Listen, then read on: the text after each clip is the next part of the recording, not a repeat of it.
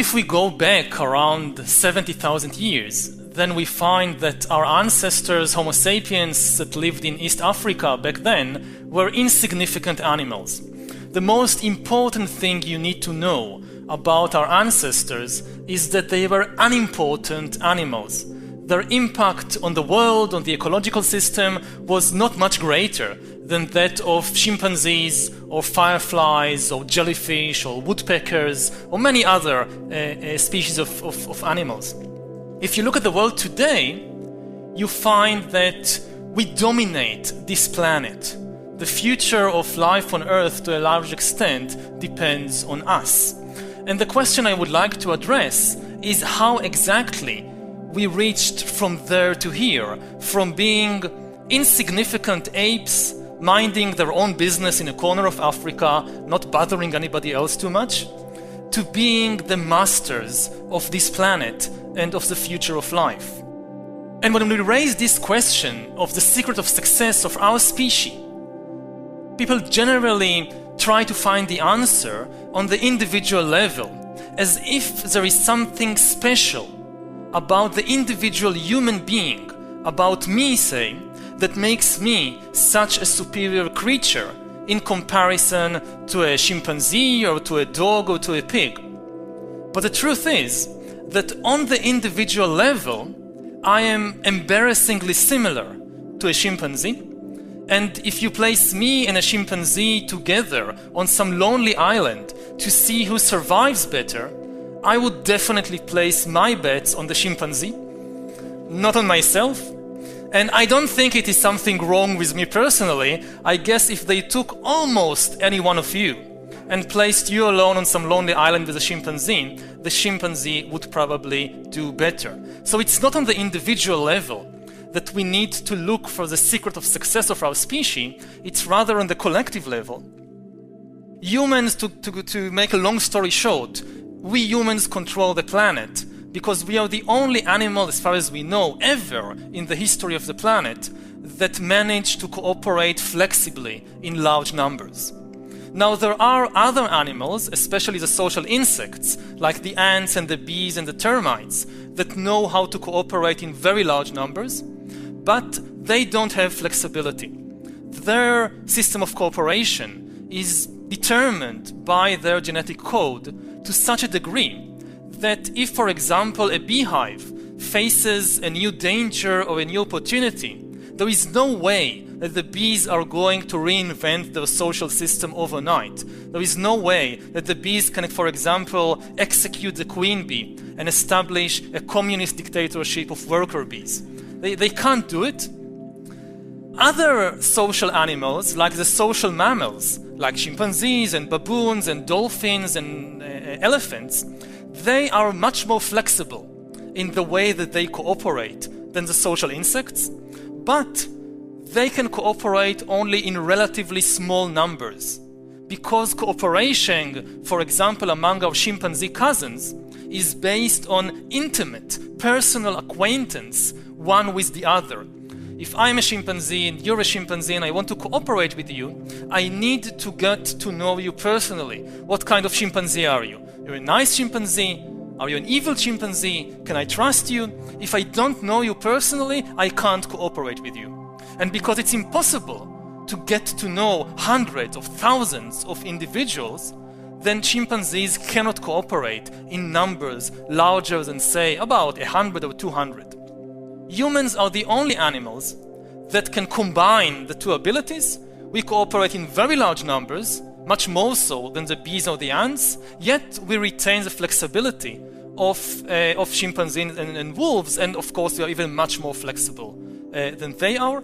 We can create social systems of cooperation that unite millions and today even billions of individuals and change them almost overnight. And this makes all the difference. 1 versus 1, or even 10 versus 10, we are not superior to chimpanzees.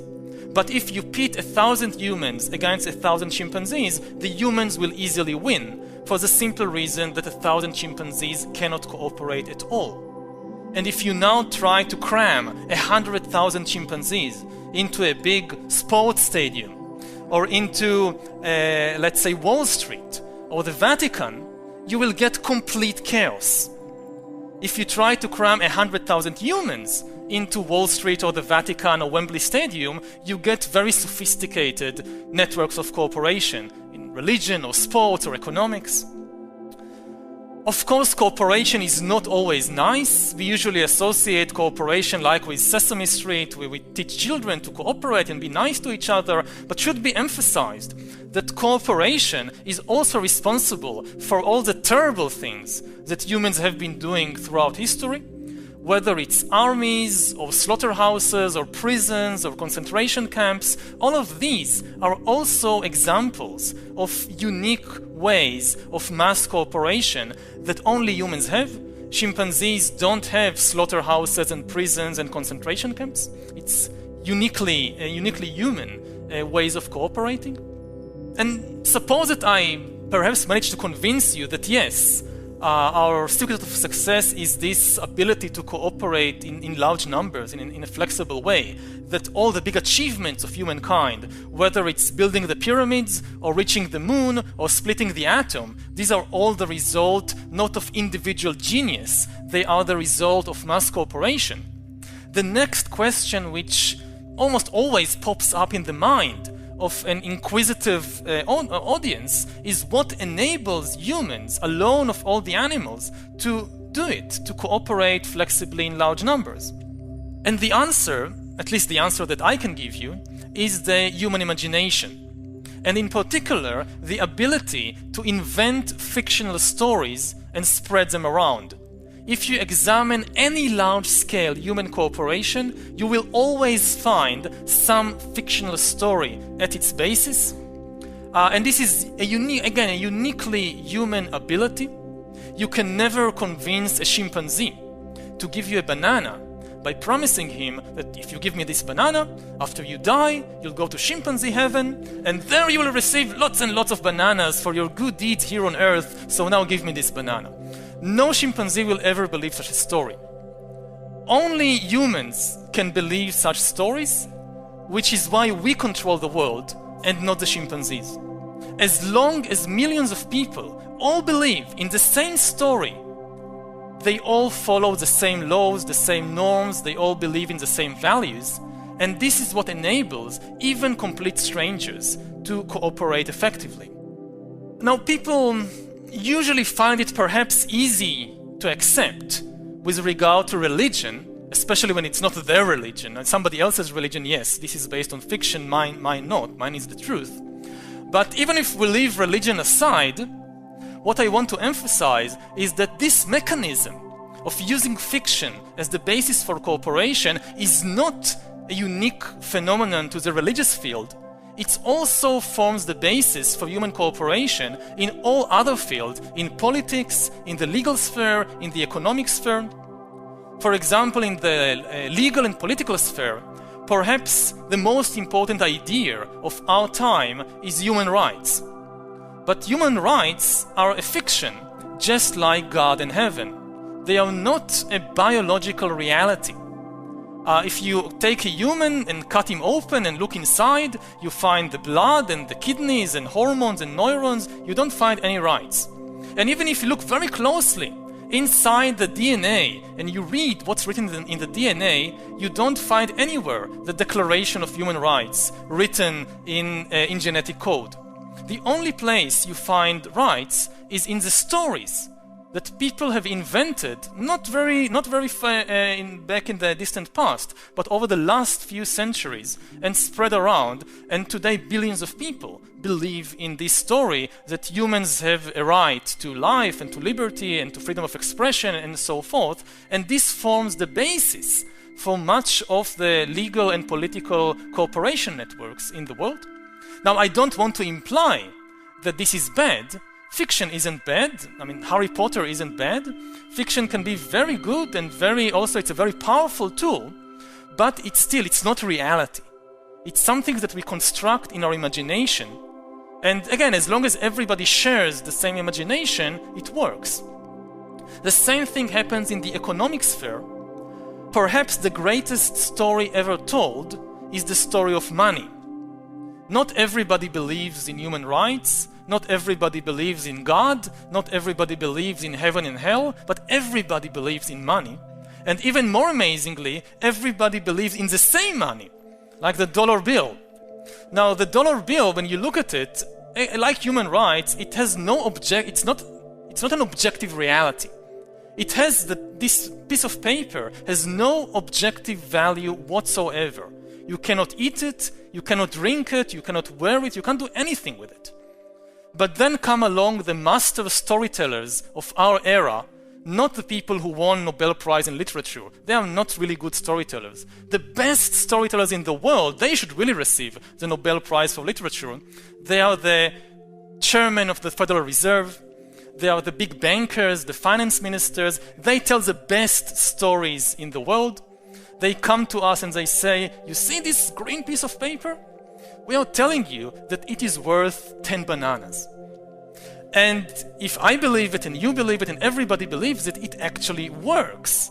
I can take this worthless green piece of paper, go to the supermarket, give it to a complete stranger whom I've never met before, and he will give me real bananas in exchange, which I can actually eat. This is something that no other animal can do. Chimpanzees, they can trade, they can barter. I'll give you a coconut and you'll give me a banana. That can work among chimpanzees. But you'll give me a piece of paper and you expect to get bananas in return. This will not work with chimpanzees. You can try it. You can also try if you have a dog or a cat. Try to give them money so they will give up your shoe or something. It won't happen. Only humans can believe such stories, which is why we have such sophisticated financial and trade relations, whereas all other animals do not. Now, what should be emphasized is that it's not easy to construct and to spread these stories. The difficulty is not in telling the story. The real difficulty is, of course, in convincing everybody to believe in the same story. If each person has a different story in the mind, it won't work. You need to implant the same stories in the minds of everybody. Otherwise, you can't form a system of cooperation. And much of history revolves around the question, how do you make millions of people believe in the same fictions? How do you make millions of people believe in the dollar bill and not in some other kind of currency, like the Bitcoin? How do you make millions of people believe in one God and not in a different God? This is a very difficult thing. Again, much of history revolves around this question. And of course, it doesn't always succeed. Many of the big conflicts in history are exactly about that. People sometimes think that humans fight for the same reason that other animals like chimpanzees fight. Chimpanzees fight over territory. Chimpanzees fight over food.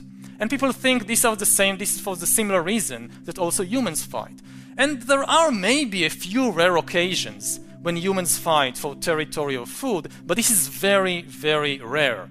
The vast majority of wars and revolutions and conflicts in history were not about territory, they were not about food, they were about fictional stories in the mind of people. I come from Israel, so I know something about conflicts at first hand. And if you think that the Israeli-Palestinian conflict is about territory or food, you're mistaken. There is no objective shortage of land between the Mediterranean and the Jordan River. There is enough territory to build houses and schools and hospitals for everybody. There is no objective shortage of food. There is enough pita bread and falafel and hummus to feed everybody until they puke. I mean, there is no shortage of objective shortage of food. The real problem is that you have two groups with two very, very different stories in their minds, and they cannot agree on a single story that both can accept and identify with. To take a counterexample from European history, 100 years ago, Europeans were killing each other by the million in the First World War. And after it ended, they again killed each other by the million, even more, in the Second World War. In the second half of the 20th century, in the early 21st century, Europe became one of the most peaceful places ever in the history of humankind. What made the difference? Not the discovery of more land, It's not that suddenly new land emerged from the North Sea and they could divide it. You Germans take a bit and you French take a bit and now you'll be happy. No, there was no more new land. What happened is that Europeans managed to come up with a new story and a new identity, which most Europeans were able to accept and be relatively happy with. So this was the key to the very big change in the political history of Europe over the last century. We can say then, as kind of summarizing what we've covered so far, that humans are really unique animals and they dominate the planet because we live in a dual reality. All other animals live in an objective reality. The reality of chimpanzees consists of objective entities like rivers and trees and mountains and elephants and lions. These make up the world of a chimpanzee. We humans, we also of course live in an objective reality. In our world too, there are rivers and trees and lions and elephants. But over the last tens of thousands of years, we have constructed on top of this objective reality a second layer of fictional reality, a reality consisting of fictional entities like nations, like churches, like gods, like business corporations.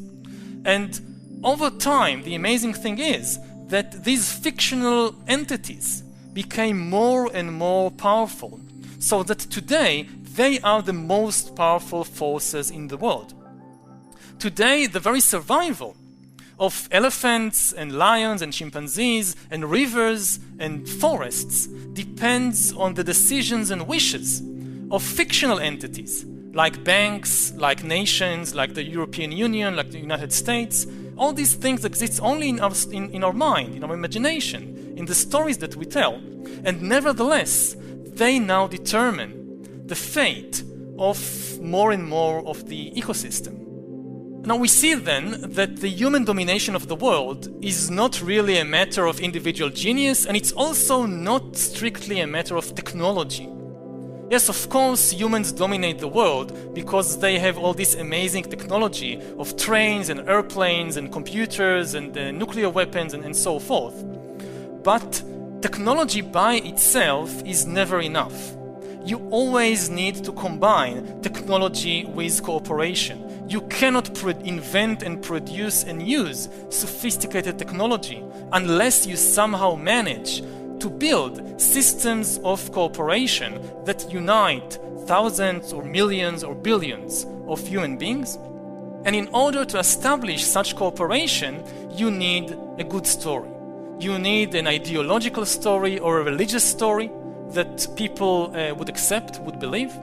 In order to build, say, the Great Wall of China, of course, you needed some technology, maybe of metal tools and all kinds of things like that. But this by itself would never have been enough if the Chinese were not able to use fictional stories in order to unite millions of people into a single empire. Now, as we look at the development of history over the last 70,000 years, what we see is a complex relationship between technology on the one hand and religions, ideologies, and other kinds of stories on the other hand.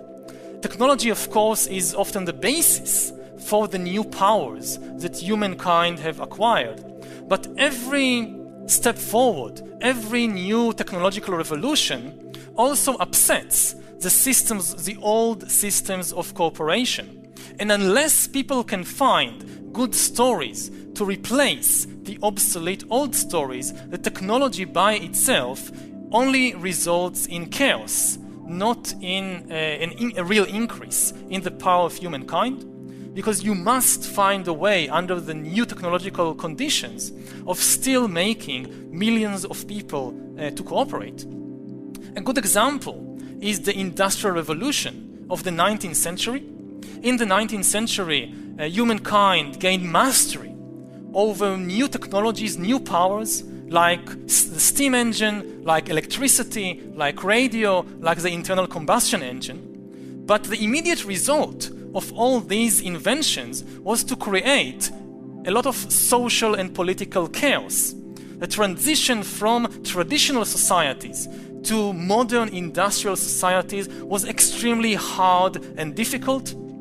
New classes of people emerged, especially the urban proletariat, which people didn't know what to do with. And much of the political history of the 19th and 20th century revolved around the new problems of industrial society, which could not be solved, could not be answered using the traditional ideologies, religions, and stories of humankind. Of course, one of the first reactions, always, to such technological upheaval and such social upheaval is to try to go back to the old stories and to find some security. When there is change, most people, especially beyond a certain age, they don't like change. They're used to the world as it is, they don't like change. When there is a big change which destroys old institutions, old ways of life, and creates completely new religions, people first of all try to hold on to something stable, to find security. And therefore you often find that such revolutions are accompanied by a wave of fundamentalism. Fundamentalism means looking for a fundament, looking for a basis, and trying to go back to something that seems eternal, secure, that can protect us against all these changes. This happened in the 19th century during the Industrial Revolution. One of the first reactions to the Industrial Revolution was a wave of religious fundamentalism all over the world. I'll give just a few examples, there are many more. In Europe, for example, you had a wave of Catholic fundamentalism in the middle of the 19th century. The Pope, Pius IX, declared a new dogma of the Catholic Church, which said that not only all the answers to all the problems of humanity, including the new problems of industrial society, all the answers are of course in the Bible, but in addition to that, the Pope came up with a new dogma of papal infallibility. That the Pope is never wrong. Ask anything you want and you'll get the answer from the Pope. This is not a medieval dogma. Many people think that this dogma goes back to the Middle Ages or even to classical times. No, it's a 19th century dogma. Similarly, in the Middle East, you also have a wave of Muslim fundamentalism. For example, in Sudan, you have the movement of the Mahdi, a person who declares himself to be the Mahdi, the Messiah. Millions of people follow him. They defeat the Egyptian and English armies that are sent to try and suppress this rebellion. They behead the commander of the army, General Charles Gordon, in a gesture that shocks Victorian Britain in much the same way that the beheading now in the Middle East shock European audiences today. They establish a Muslim theocracy in the Sudan, governed by Sharia law. And they say, yes, all the problem of modern society, of industrialism, of European imperialism, all the answers will come from the Quran and from the Sharia law. Similarly, in India, we have a Hindu revival movement which says that all the answers are in the Vedas, in the Hindu scriptures. In China, the biggest war of the 19th century, many people think that the biggest war of the 19th century was the Napoleonic War or perhaps the American Civil War, but actually the biggest war of the 19th century, and by a very wide margin, is the Taiping Rebellion in China, when Hong Xiuquan, failed local scholar who couldn't even pass the examinations of the Chinese bureaucracy. After he fails the exams, he has a religious vision. God reveals himself to Hong and tells Hong that you, Hong, you are the younger brother of Jesus Christ, sent to earth by me, God, in order to establish the kingdom of heavenly peace. And Hong goes to the Chinese population in southern China with this message, and millions of people, which are extremely concerned and anxious because of the destabilizing of the Chinese economy and society with the coming of European imperialism and with the coming of industrialization, they follow Hong because they hope that he has the answers. He doesn't establish a kingdom of heavenly peace. He leads them into the deadliest war of the 19th century, the Taiping Rebellion lasts about 14 years. According to the most modest estimates, at least 20 million people died in the Taiping Rebellion. And in the end, it was suppressed by the Chinese government, backed by the modern industrial powers of Europe. Now, I guess most of you have not heard about the Taiping Rebellion or about Dayananda Saraswati or about the Mahdi, because they all failed. They couldn't solve the new riddles, the new problems that were created by the Industrial Revolution. They looked for the answers in the wrong place. They looked for the answers in the Veda or in the Bible, in the Quran, but the people who wrote the Vedas and the Bible and the Quran didn't know anything about trains, about electricity, about modern industrial society and its unique problems and opportunities. So no wonder that no answers emerged from these places. In contrast, I guess most of you have heard about Marx and Engels and Lenin, even though in the early 19th century there were hardly any socialists at all. And even in 1850, in the middle of the 19th century, socialism was still a small fringe movement. Within a few decades, it became the most important and most influential ideological movement, or you can say even religious movement, of the 19th century. Why were they so successful? Because they didn't look for answers in ancient texts. Marx and Engels, and afterwards Lenin and Trotsky and all these fellows, they tried to find new answers by studying the new technologies, by studying the new realities of industrial society. They studied how a railroad network impacts the economy. What are the conditions in modern factories? And based on that, they created new ideologies, new stories. Lenin was once asked, they asked him, please explain to us, Vladimir, what is communism? In one sentence. We don't want to read the Capital, it's too long, too complicated. In one sentence, what is communism? And Lenin answers, communism is power to workers' councils plus electrification of the whole country. There is no communism without electricity, without railroads, without radio. You could not establish a communist regime in 16th century Russia. You need modern industrial technology to have a communist regime. And communism, in a way, was the first techno-religion.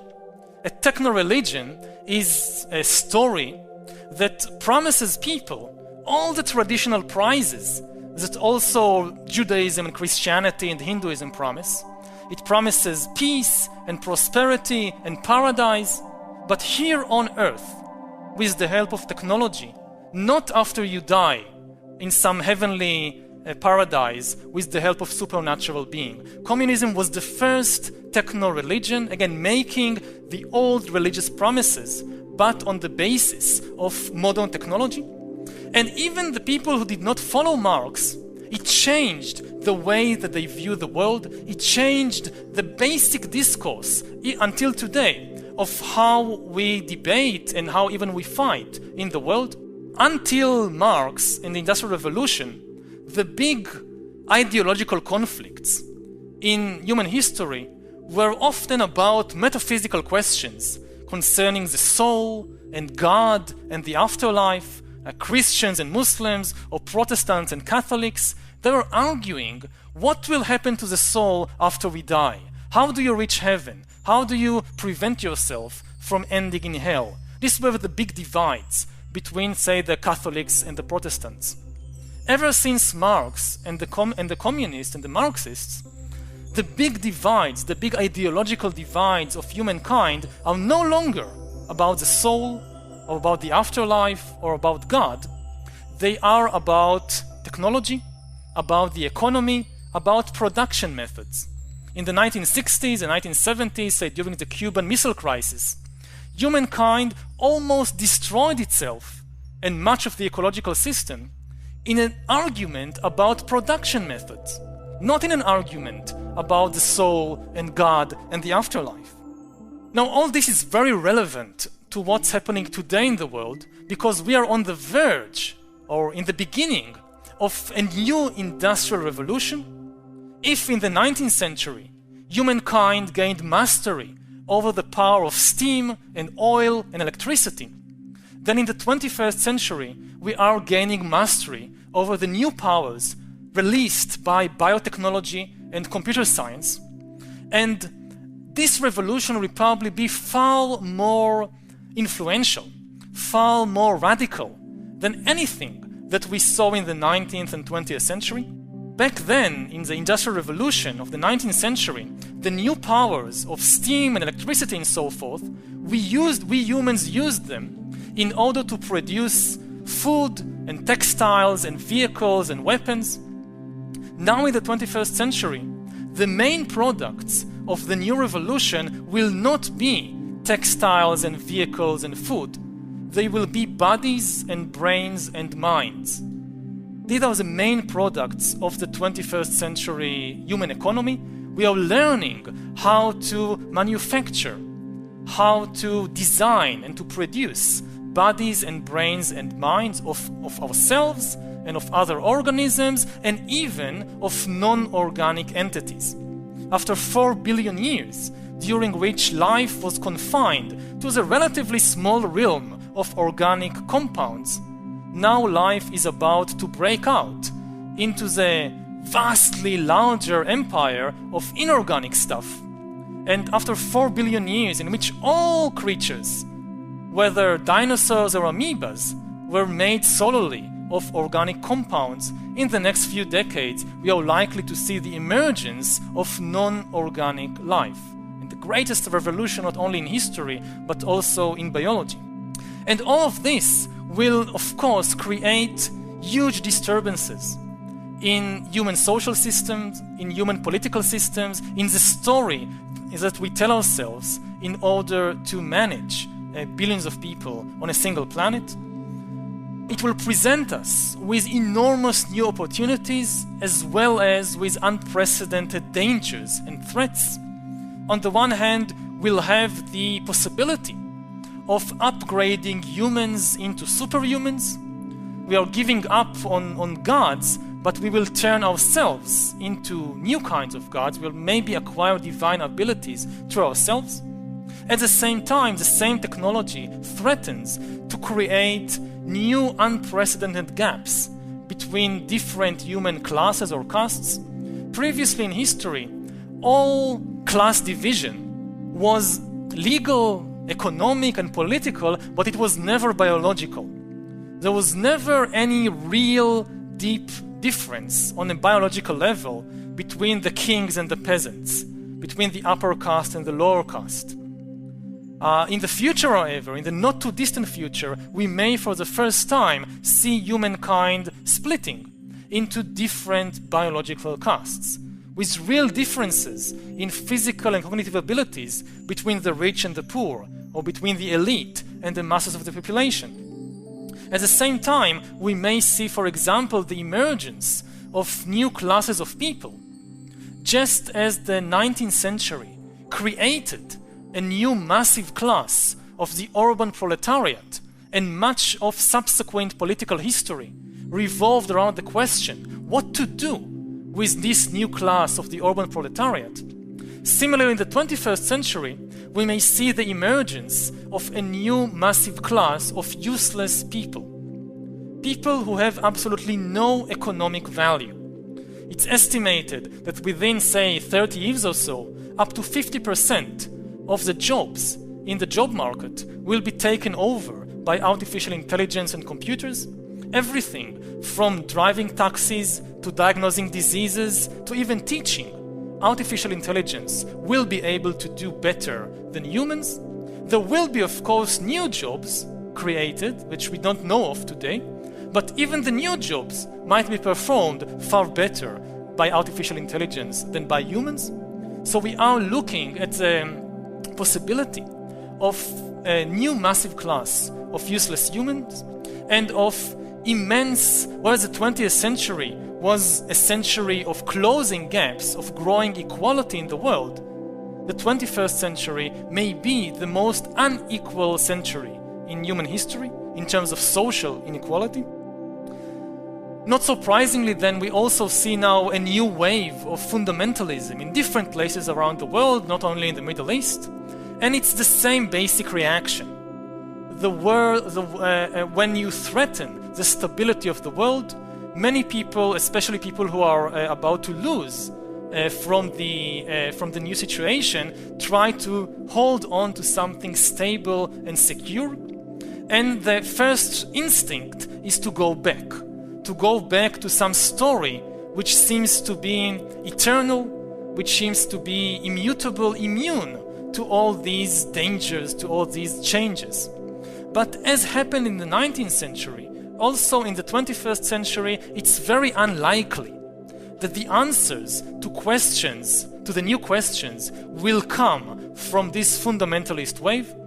If we are asking ourselves how to face the threats and opportunities of things like genetic engineering or artificial intelligence, we are not likely to get the answers from the Bible or from the Vedas, because the people who wrote the Bible and the Vedas and the Quran and so forth didn't know anything about genetics and didn't know anything about computers.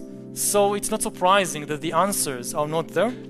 Instead, we'll probably see the emergence of completely new ideologies, completely new religions, completely new stories. Not even socialism and liberalism have the relevant answers. They are ideologies adapted, fit to the conditions of industrial society, of 19th and 20th century industrial society. They don't have the answers to the new problems of the 21st century. Where will the new religions emerge from? Probably not from the Middle East.